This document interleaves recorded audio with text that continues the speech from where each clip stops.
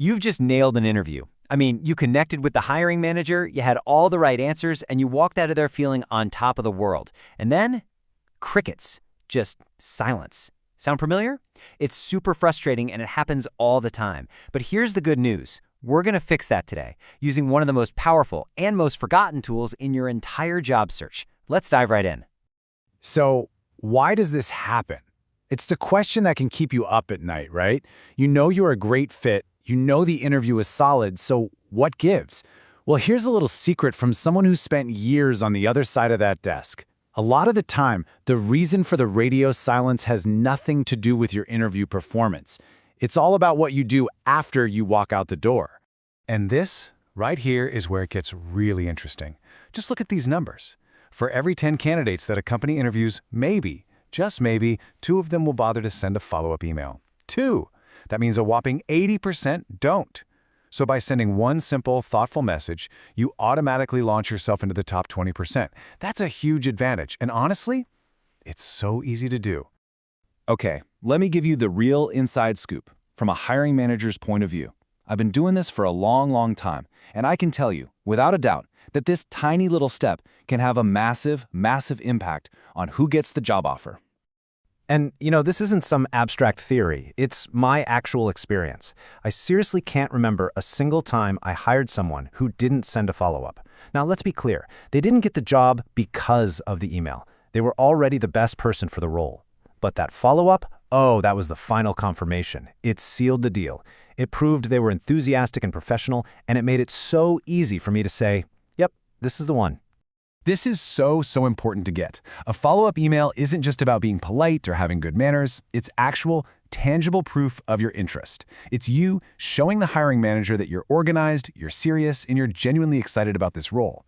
It's basically the final professional handshake that closes the deal.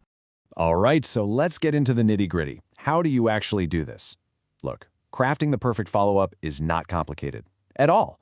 It really just comes down to a super simple, effective formula that covers 2 things: when you send it and what you put in it.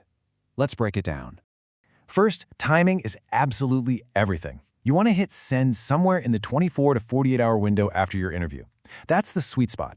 It keeps you fresh in their mind while they're still discussing candidates, but it's not so quick that you seem desperate. Any earlier, and you might look a little too eager. Any later, and you risk getting lost in the shuffle. So, what do you actually write?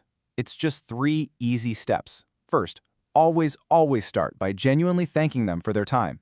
Second, and this is the part that really makes you stand out, mention something specific you talked about. This shows you were paying attention. Maybe it was a cool project they mentioned, or a company value you both connected on. And finally, just wrap it up by clearly stating again how excited you are about the job. That's it. Now, look, making a killer final impression with that follow-up is, of course, powerful, but it's really only one part of the equation. You've got to have that same level of polish and professionalism right from the very beginning, from the second they see your application. Think of it this way. Your resume is the opening line of your story, and your follow-up email is the closing line. They're like bookends. Both of them need to be sharp, professional, and perfectly tailored to that specific job. When they are, they work together to paint a really compelling picture of you as the perfect candidate. But here's the tough truth about job hunting today. You could have the most beautifully written resume in the world, but there's this giant hurdle it has to get over before a real person even lays eyes on it. And I'm talking about the robot gatekeepers. I mean, check out this statistic. It is wild. About 75%, 3 out of every 4 resumes, get flat-out rejected by applicant tracking systems, or ATS bots, before a human ever sees them. It's usually because of simple things like formatting issues or not having the right keywords. It is a huge, frustrating problem that knocks out even the best candidates. So, how in the world do you beat the bots? Well, this is where the sponsor of today's explainer, MobileCV.ai, is a total game changer.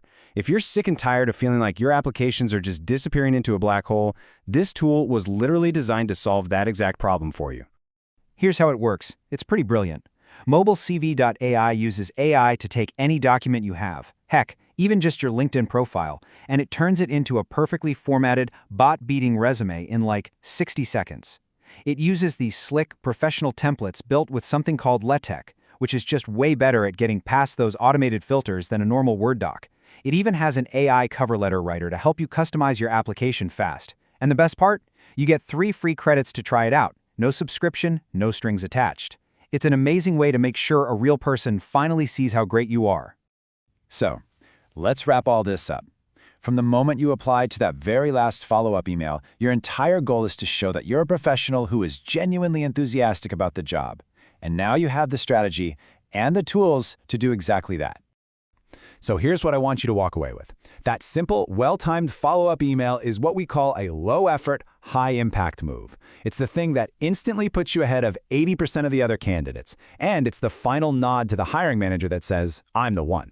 In a super crowded job market, that is your unfair advantage.